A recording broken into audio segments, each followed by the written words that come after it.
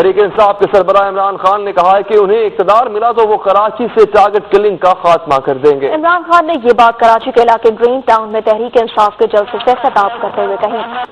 کراچی میں پاکستان تحریک انصاف کے ہونے والے جلسے میں جدید اسلحے کی سر عام نمائش کی جاتی رہی۔ پاکستان تحریک انصاف نے گرین ٹاؤن میں جلسہ کیا جس میں عمران خان نے اپنے خطاب میں پولیس کے نظام کو کڑی تنقید کا نشانہ بنایا۔ تاہم اس جلسے میں اسلحے کی نمائش پر پابندی کے باوجود کارکنوں نے جدید اسلحے کی سر عام نمائش کی اور ہتھیاروں کا تبادلہ بھی ہوتا رہا۔ اس موقع پر پولیس افسر بھی خاموش تماشائی بنے کھڑے رہے اور کوئی ایکشن نہیں لیا گیا۔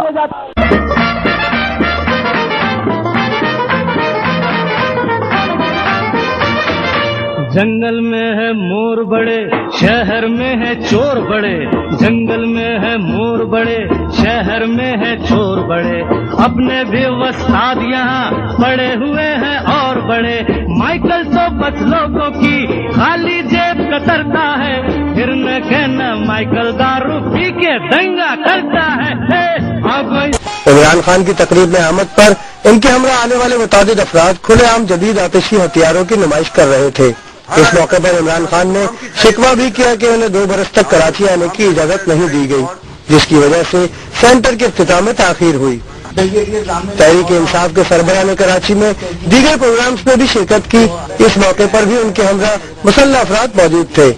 ان کے ساتھیوں کی جانب سے کھلے عام جدید ہتھیاروں کی نمائش کو مختلف شہریوں نے عمران خان کی جانب سے قانون و انصاف کی حکمرانی کے دعووں کے برعکس قرار دیا ہے۔